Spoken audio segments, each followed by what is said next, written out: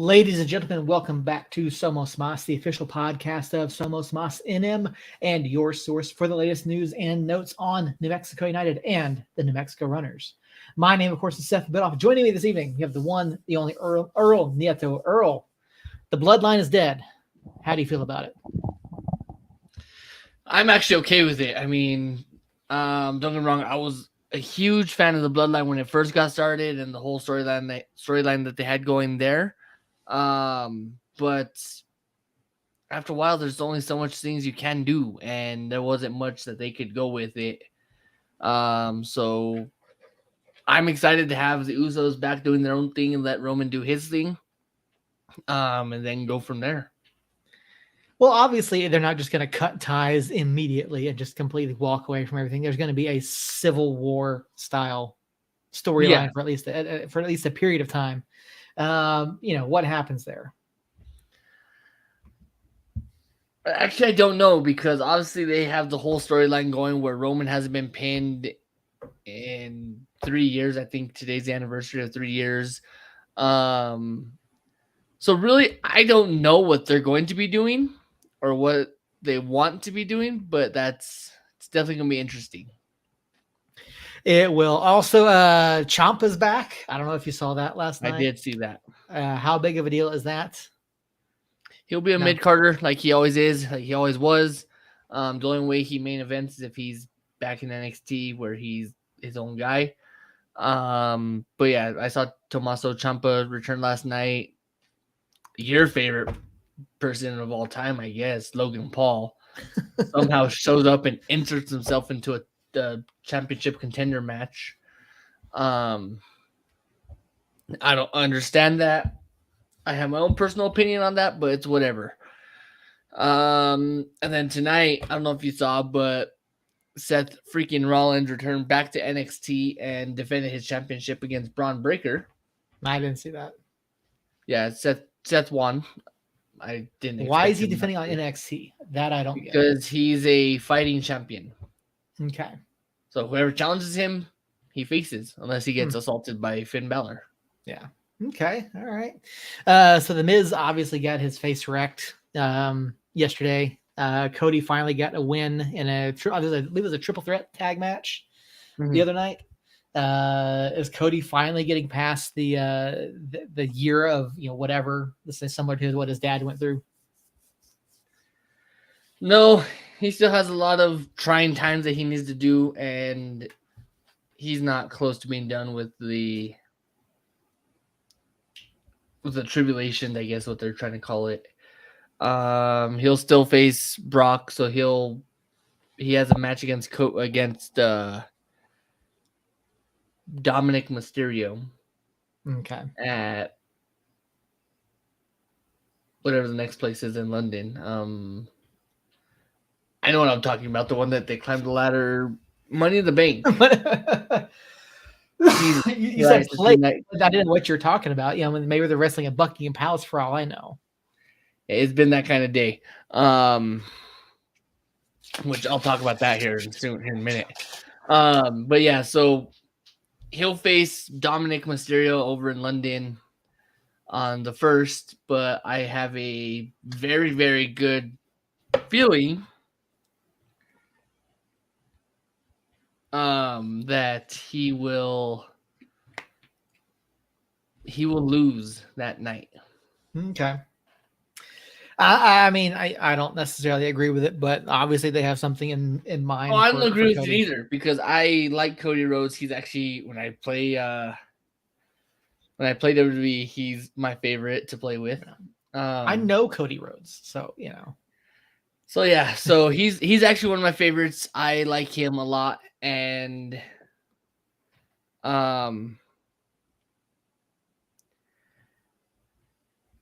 but I still think that he will wind up losing this weekend. Hang on one second. Speaking of this weekend, the premium live event coming up, Money in the Bank, that's from not this England. Weekend. Oh, that's not this weekend. Okay, well that's right. That was in July. Yeah, July 1. Okay, yeah. So whatever's coming up this weekend,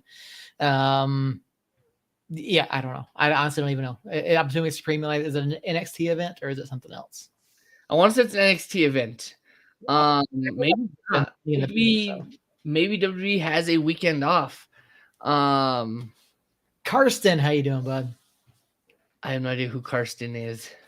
I do. Carson's is a friend of mine from another channel. So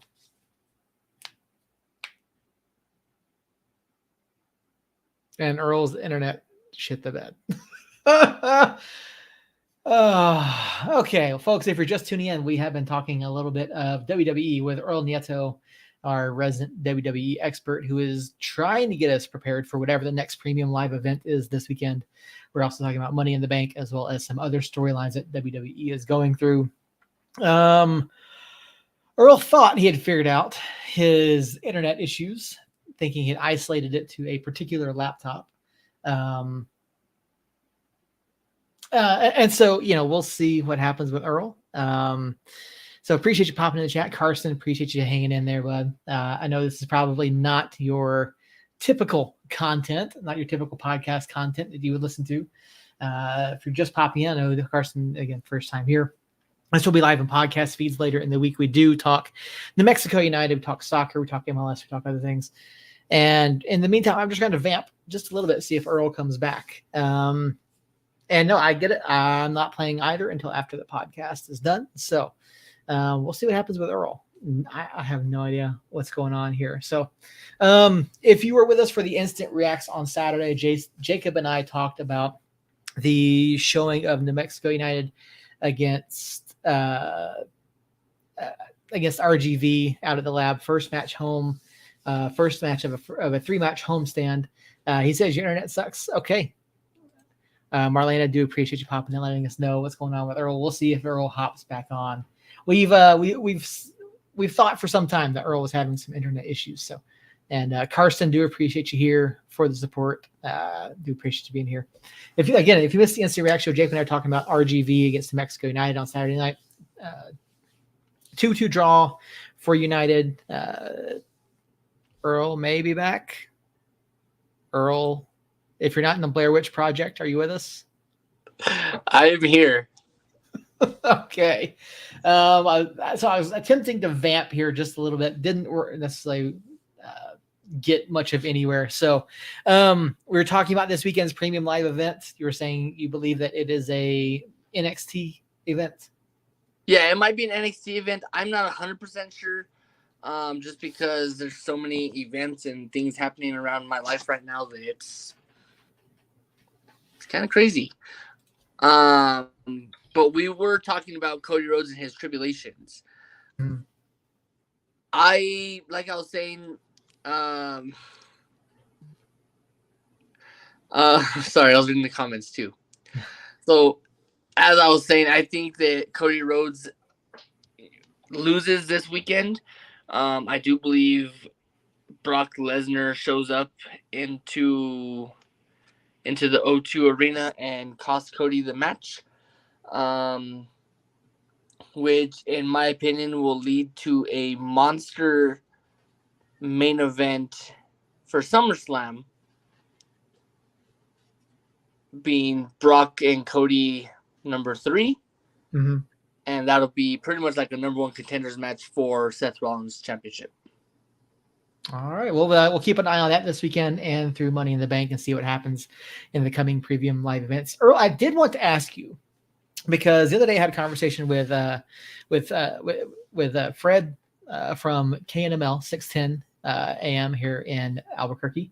He is actually the co-founder, I believe, of Duke City Championship Wrestling. The new circuit that's come back to the Duke City. Is this something that you've heard about? Are you going to come into town? They do have an event coming up here on July 15th. Any chances of you checking out Duke City Championship Wrestling? July 15th, I would have to say those chances are slim to very none. As much as I'd love to, like I just said, my life is a little chaotic at this point where I'm trying to develop property, trying to just figure out what's going on here and there and everything in between. So unless I'm trying to watch what I say here because she's watching too. Unless the manager says otherwise. Look, hey, right here in the chat. There you go.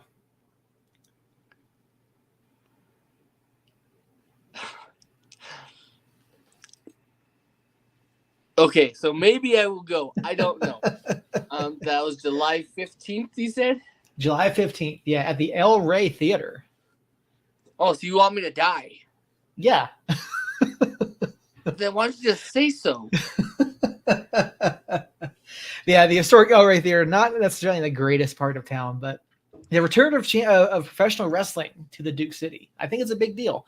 And I think we're going to reach out to Fred, see if we can't get him on the air here in the coming weeks prior to. If you can give me tickets, I need 3. Hey, maybe we can get some press passes. How about that? Deal. I'll take All right. 4. I'll see what we can do about getting Fred on the air and talking to him about Duke City wrestling.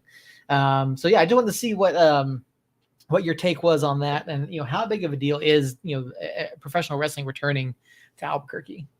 Professional wrestling in New Mexico in general. I mean, I know quite a few indie performers. There's actually believe it or not,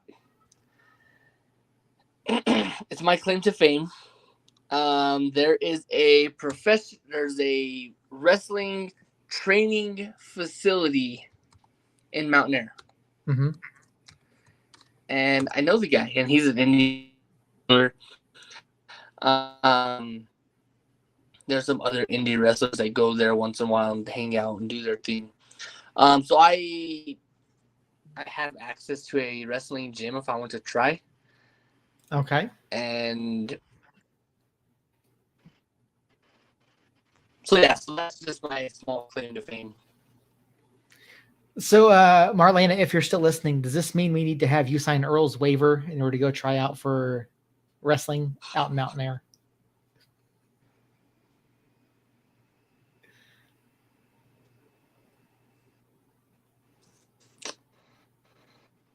I don't know if Earl had a response to that or not. Earl's internet is not cooperating this evening, folks. I do apologize. And there he goes again. Okay, this is turning into an interesting night. If anyone would like to come on and talk soccer with me, please drop me a line, drop me a text, drop me a tweet, drop me something. I'll get you a link. We'll get you on the air. Talk some New Mexico United as they take on Phoenix Rising and Colorado Springs Switchbacks FC this week. The last 2 matches of this homestand before heading out on another brief road trip. Coming up tomorrow night out the lab, 7:00. Phoenix Rising comes to town. Obviously, no love lost between these 2 clubs. And Earl is back. Earl, are you good? I don't know anymore. Okay. I'm just here so Marlena can see my face. Is your manager not sitting there in the room with you? So no, I'm at my own house. Okay. Well, you never know. I'm not in her. What did you guys call it the other day? The dungeon? I don't know what we called it, but so Marlena is signing off on your waiver to participate. She's not on my life insurance yet. How's she gonna sign off? I don't know. There you go. What's wrong with her? I think if we can get footage of this, I say go for it. I say absolutely go for it. But gosh, let's get into Mexico United. I was just bringing up the fact that New Mexico United plays Phoenix Rising FC tomorrow night out at the lab, the second of a 3-match homestand.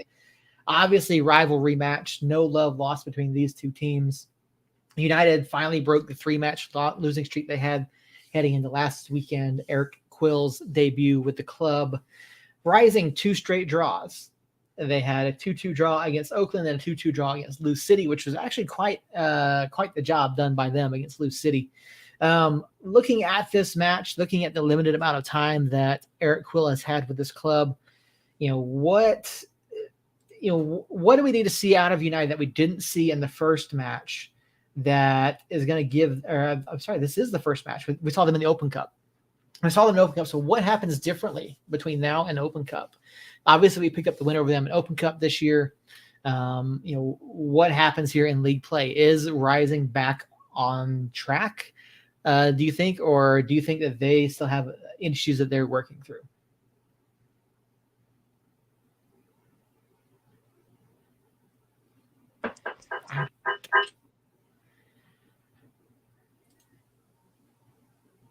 I don't know what's now. We had two Earls in the chat.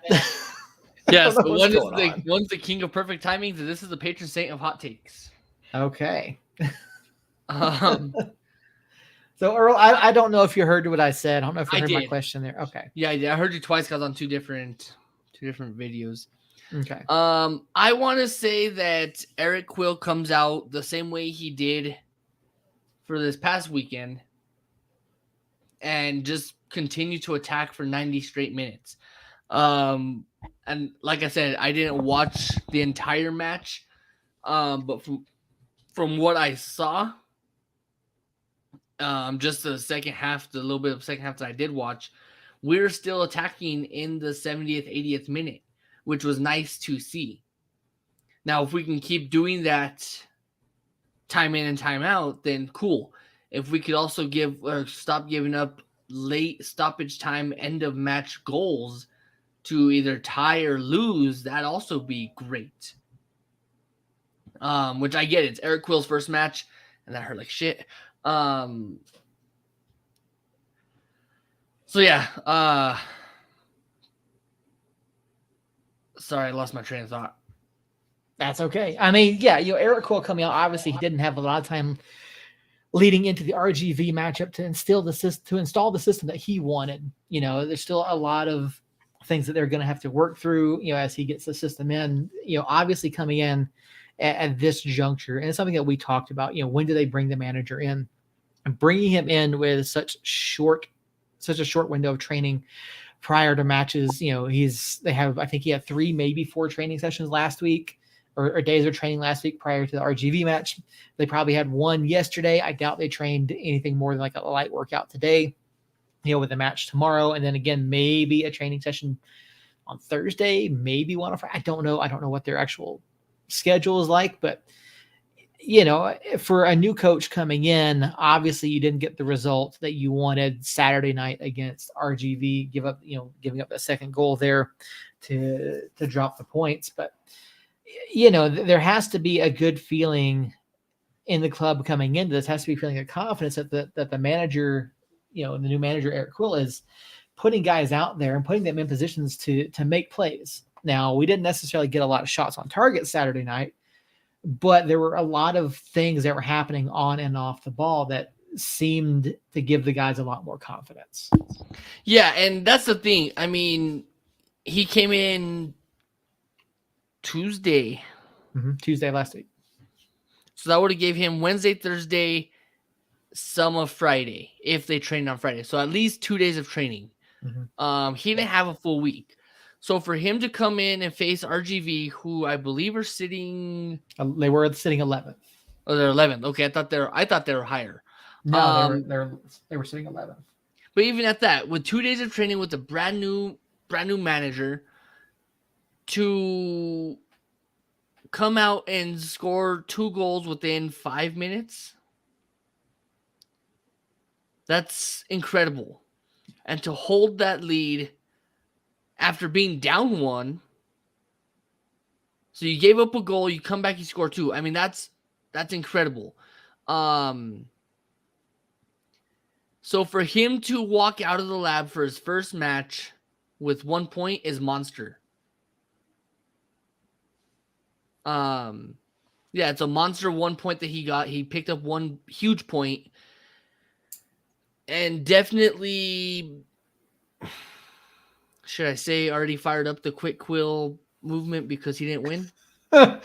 Yeah, some folks there have already been some folks across social media who were not impressed with the performance on Saturday. Jacob himself was not entirely impressed, particularly with the second half. And admittedly, it wasn't a great second half. And it wasn't a great second half. You're 100% right. It wasn't a great second half.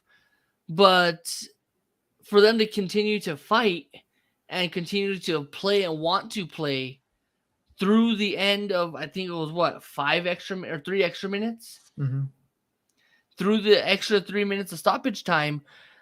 That's incredible. That shows the kind of character that this team we have. That shows the character of the team we have. Yeah, I could not complain anymore about what we did on Saturday night with 2.5 days of training. I wouldn't even say 2.5, I'd say 2 and maybe 1/8 because they don't train hard on Friday before the game. Yeah, I think that's something a lot of people aren't really aware of, especially when he comes in that, at that point in the week, you don't have a whole lot of training time. And you saw some guys play a lot more freer on Saturday, which is something I think we see also tomorrow night against Phoenix Rising. Now, obviously, Phoenix Rising is a different animal than RGV. RGV is fairly unpredictable, but they haven't necessarily played well for much of the season. Phoenix Rising, however, they have known commodities.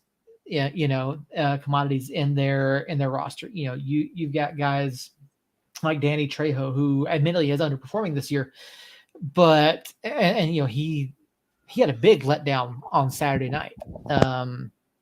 While Jacob and I were doing the React show, he had a big letdown on Saturday night. Missing a penalty. So just absolute terrible take from the spot by him. And Rising as a team, I think they're still struggling to find their footing. They're not entirely sure themselves defensively.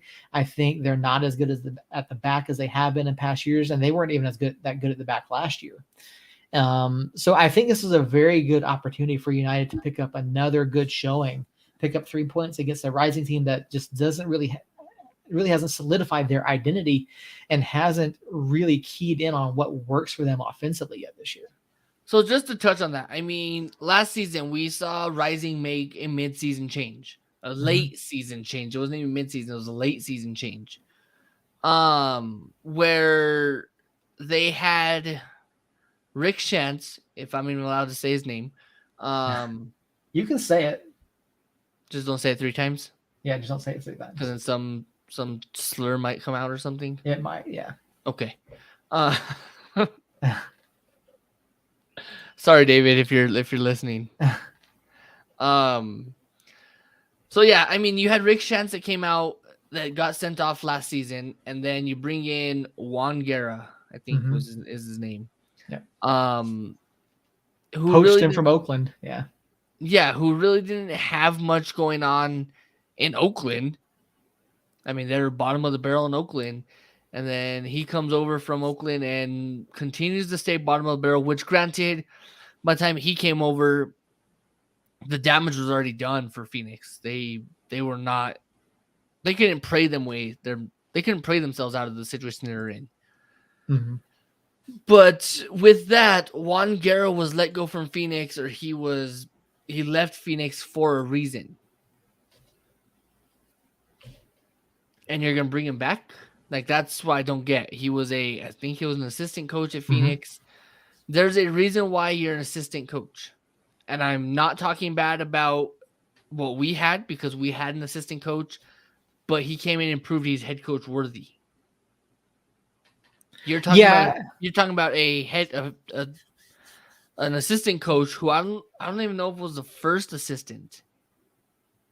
That I don't know. I'd have to. Yeah, look I don't know if he was the sure. first assistant or not. But regardless, he wasn't good enough to be the head coach, so he left to start a pop-up team over in San Diego or Oakland, wherever the hell they were at, and which, God forbid, Oakland Roots, I hope you guys succeed, because Oakland City sports or any kind of sport in Oakland right now is not thriving. So Vegas might get another Oakland team. Just talking shit, by the way. That's not any kind of foresight. That is me being the patron saint of hot takes. But yeah, so he takes off and goes and does his thing over there, doesn't do good, and then figures, I think I like the weather back in Phoenix anyways. I'm going to go back. I'm going to break every rule imaginable to do it, and I'm going to just pack my bags and go. So by the time he got there, I mean, there's not much he could fix, and then his style of play in Oakland was just not that good. So the definition of insanity is doing things over and over again, expecting a different change. My definition of insanity is painting shit white and hoping it sticks. It's funny you mentioned that. I actually saw this TikTok the other day. It was talking about using what was it? A black primer, and then you paint over it with white or whatever color you're doing, because it like helps to remove like all the shadows and stains and things like that might be on whatever surface you're painting. Then you paint over it with white or whatever color you're using, but use that black primer. Interesting. Yeah. So regardless of what you just said and the nonsense of Seth, either way, shit disintegrates. Mm-hmm. So you could paint that shit all you want white. Shit, paint it fucking gold if you want. Mm-hmm. It's going to fall apart. So that's just where I'm at with it. Yeah, it's again, Rising is having an interesting season. They're not necessarily performing where fans and media would expect them to be. They're certainly not performing up to their own standards. I mean, again, I mentioned Danny Trejo. Trejo's not necessarily is not having a good season. You look over at their stats, you look at what they're doing this year, and I mean, Trejo has 4 goals and 16 appearances, so not a great season for him. I mean, Arteaga arguably has been by far the more dangerous player, but again, it's you look at guys like Trejo and Njai and Kevin Lambert as the guys who should be leading that team, and they're just not. So there's issues in Phoenix. Again, I don't think they're as good defensively as they should be. And so again, coming into a place like the Lab, where United has been playing well, not necessarily at their best, but they've been playing well enough to pick up some points. And with a new manager coming in, a new sense of energy, a new sense of urgency, I think this is a very good opportunity for United to pick up 3 points. And really all they have to do is, be better with the ball movement, like we saw in the first half on Saturday night against RGV, because they were unstoppable moving that ball around. We had 75% possession in the first half Saturday night. And we just looked absolutely dominant and put the ball every which way we wanted it. We picked out every single pass we wanted. We were putting the ball in dangerous positions. They just didn't always end up exactly how we want. You talk about the missed ball over the top to Brucey there early in the first half. That just inches off from being a spectacular moment. You look at some of the other opportunities that they had, and while we didn't create enough opportunities, it's something that's going to come with time. But again, guys are playing freer. Guys were doing things in different spots than what we've seen them do. So I think Eric Quill has a game plan for Phoenix Rising tomorrow night. I think United comes out, and I'll say it, I think we get a 3-1 win over Rising tomorrow. Oh, you're dropping predictions right away. Okay. Let's do it. Let's do it. So I'm kind of gonna do exactly what you just did and give an example, give reasoning. If we can continue what we did on Saturday, and I'm talking Saturday second half from what I watched, where we have Austin bombing up the left-hand side, you have Suggsy bombing up the right-hand side, you have Brucey doing his thing. If you have your bombing wingbacks falling up and not sitting back and hoping that Sam and Kaylin can hold their own in that backfield, which they prove they can. Mm-hmm. If you have that same back line of Austin, and I don't even know who started. I don't know if it was Suggsy or not. I think it was Brucey that started back there.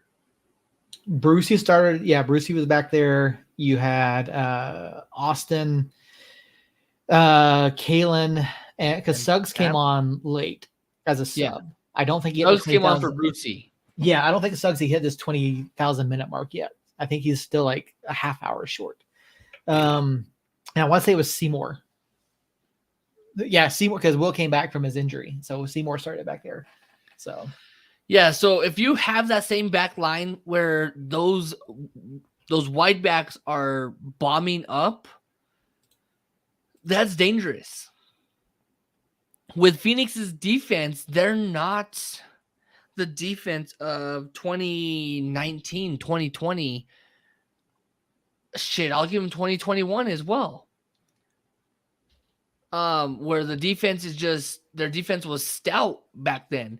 Now their defense is not that good. Mm-hmm. So if we can add pressure to them by sending one or two extra up, even if, and this is just my mind going in a million directions, even if you send your two wing back, I swear I'm not having a stroke. If you send your two wing backs up to the midfield and let your midfield attackers spread out,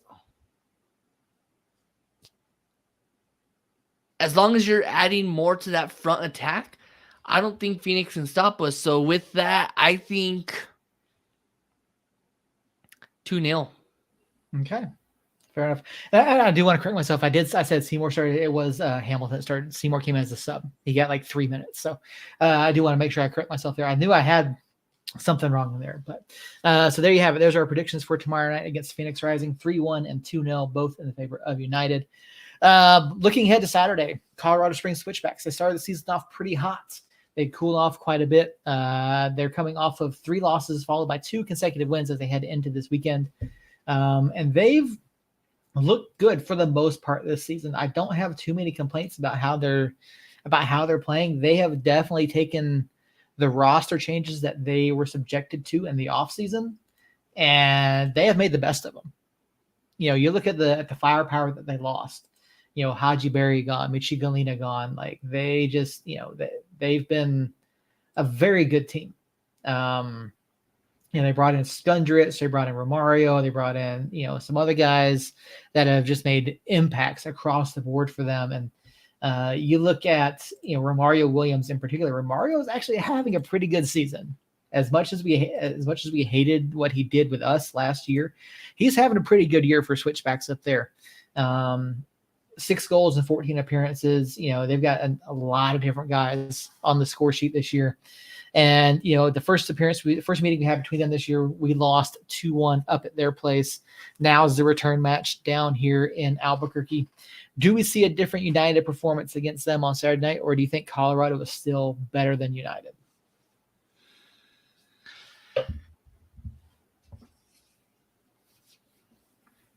Does moss grow on the sunny side of a tree? No. Well, then they're not better than us. Okay. I think when we played them, we're in a weird spot. We're trying to figure out who we were. We're trying to figure out what we wanted to do. If I remember correctly, we played decently. Mm-hmm. We didn't play bad. No, we had to lead in that, and then we had a Swartz own goal, and then Skundrich scored a couple minutes later. That's what it was. So without that own goal, I mean, you're looking at 1-1. Mm-hmm. Without that own goal, you're looking at confidence of United still being there, and we possibly have a 1-0. We're the better team, regardless. I don't know where they're standing. I don't know where they're at in the standings, but we're the better 7th team currently. Okay, we're 9th. We're 10th, but yeah. How do we go down?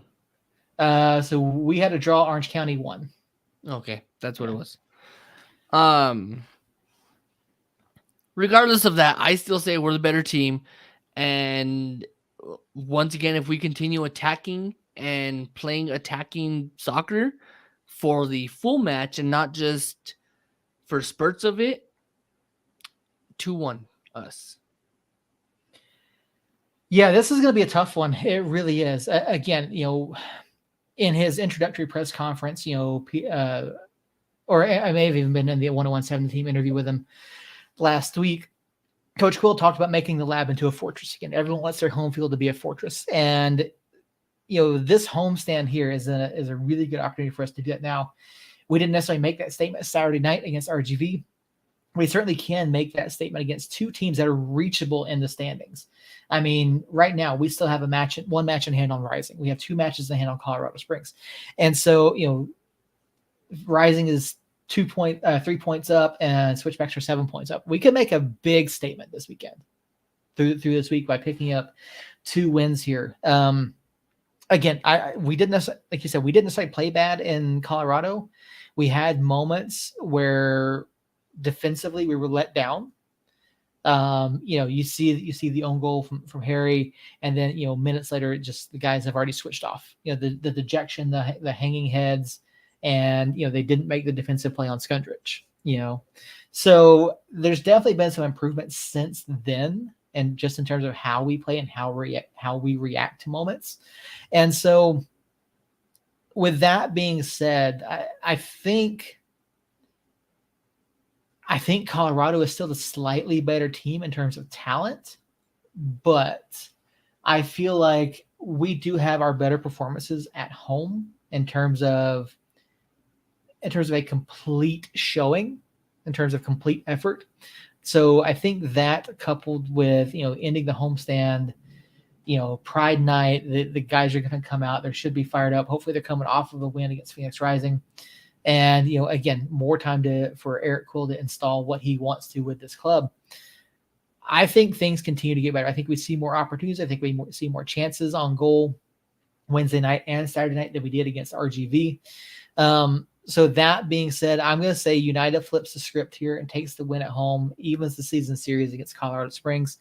The key here, though, is we have to slow down Drew Skundrich, and you have to slow down Romario Williams. Now, Romario is not necessarily the paciest of players. He's a guy that's going to do some hold-up. He can, at times, outrun some guys, but given who we have in the back, I don't see that happening. Slow him down. Don't let him turn towards goal when they do play the ball into him. And I think you've got a really good chance of walking away with a win against Colorado Springs. Scoreline-wise, I'm going to say I think 2-0 is the way to go Saturday night against Colorado Springs. I think this is, again, a week where the club has a chance to make a statement, And so I think Coach Quill is going to have that talk with the guys. Look, we have this opportunity. We still have matches in hand. The season isn't far from over, and United is right there in terms of competing and being competitive in every single match, which really they should be every single week. Yeah, 100%. And really that's what it is how much is the club going to buy into what Eric Quill is telling them? Mm-hmm. Eric Quill being the new face in town, the new guy. Are the players who have been here since year one, the Sugsies, the Bruceys, the Yearsies, the Beeses, are they going to buy in to their third coach in almost as many seasons? And that's really what it is. Yeah, no, I mean, that's always a question, no matter where you're at, no matter when the coaching change occurs, will the players buy in? And again, it's coming in the middle of the season, right before 3 matches in 8 days. It's going to take time for the adjustments to happen. And so, I think with the veteran leadership and then the young guys that we do have, I think Alex Wagner is going to get a lot of playing time. I think we see Andres Robles get some time. I think Kyle Colonna gets a little bit more playing time because Quill likes the young guys. He likes giving the young guys opportunities, and he's had the opportunity to develop some of the best young talent and then on the national team now. So it's just gonna take some time. I think we see his minor adjustments here over each of the next couple matches. And then once the guys have like a full week to really sit down and put a full week's worth of training sessions in for one match, you're going to see a really big difference then at that point. So, yeah, I mean, you're looking at a whole week of Eric Quill and his thumbprint on the entire club. So, and that's really what it is within a week, what kind of change can you do? What kind of differences can you implement to make it better than what it was 2 weeks ago with Zach Prince? No, absolutely. Yeah, we'll see what happens over the coming weeks and months as the season progresses. Earl, before we get out of here, do you have any closing thoughts for this week? Really, there's a few things going on because this week was huge for the sports world of what is the United States. Congrats to the men's national team for winning the CONCACAF Nations League. That was the big one that I definitely sat down and watched because I was interested. And really not a whole bunch going on. I am once again back on the hitch because I went ahead and I jacked up my shoulder once again. So God knows what's going to happen there. We'll see if I need to go to the doctor and get that figured out. I think Marlena's already signed off, so don't ruin your professional wrestling career before it starts. I'm not surprised she's signing off with me going to try wrestling when I have a freaking broken wing again. Yeah. So, but other than that, I got nothing. I do plan on being down in Albuquerque this or next weekend. I'll be Mountain Air next weekend, and then the weekend after that, or that same weekend, I'll be in Albuquerque. Just a whole lot going on in a whole little bit of time. I am also planning on maybe a surprise for you guys. I'll let it be a surprise.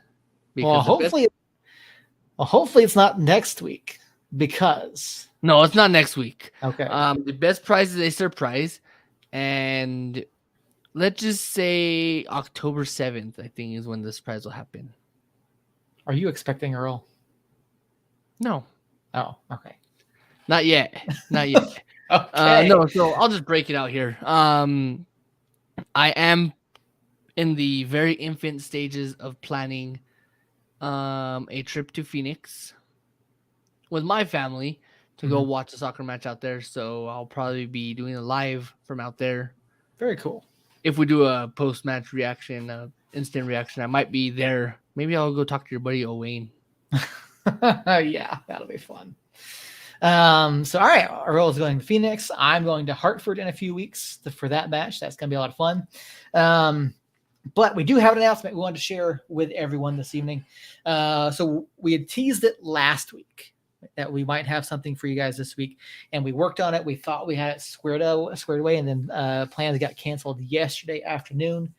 But we can confirm that next Tuesday night on Somos Mas, we will be joined by new New Mexico United head coach Eric Quill. He will be on the show with us live next Tuesday at 9:00. So be sure to hop on over in the chat, ask your questions of Coach, get your questions and comments in there, have an opportunity to talk to him, hear him speak live.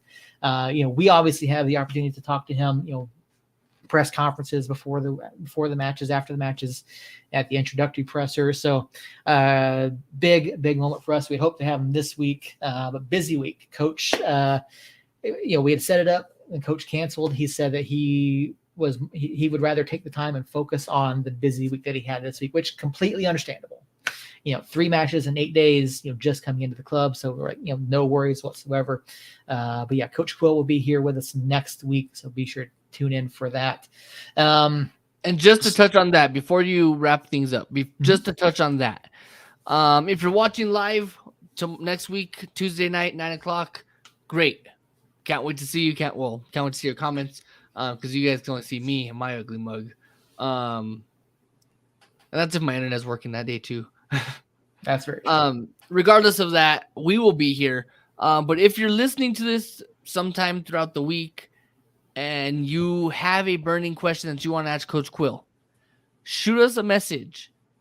We want your question to be answered by the man himself. We don't want to leave you out there because you don't watch us live. No, that's not what we have going on here. If you have a question, shoot it to us, Messenger, Facebook. We all have the access to Facebook, so we could all see what message comes in. We will get your question to Coach Quill to get answered on air. Yeah, we'll do everything we can to get as many questions as we possibly can, and we can't promise you every question because obviously we don't want to take too much of Coach's time. You guys who watch the show know that when we do have one of the coaches on, whether it's Coach Steve Famoletta, whether it's Coach Prince, we generally run about an hour. give or take. Sometimes we do run a little bit over because obviously coach's time is important. So we'll get as many questions answered by Coach Quill next week as we possibly can. So we're looking forward to that. So again, like Earl said, get your questions to us, Facebook, Twitter.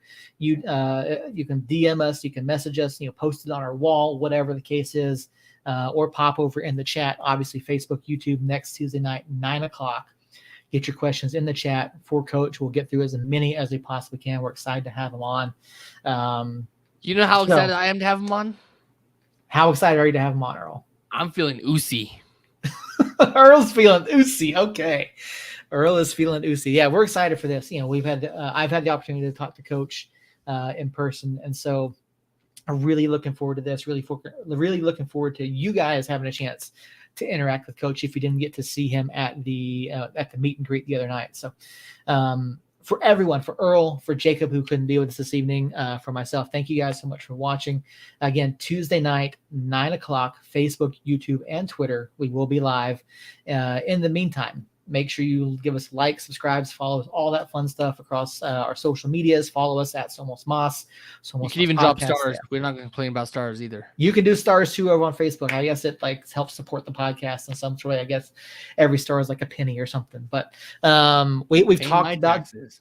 Yeah. We've talked about doing some things as far as Patreon and things like that. So we might have something coming for you guys at some point to support the podcast. We will never paywall our content. The podcast will always be free. We're going to bring you guys as much free content as we possibly can. We are just 3 individuals. So with all that in mind, again, Tuesday, we might have an instant reacts tomorrow night. If not, we will be back. I don't know. There's a chance there could be one Saturday night as well. We'll see. There might be an instant reacts either tomorrow or Saturday. If not, Tuesday night, 9:00 live with Coach Quill. So until next time, guys, Somos Unidos. And before we sign off tomorrow, everyone enjoy your hump day.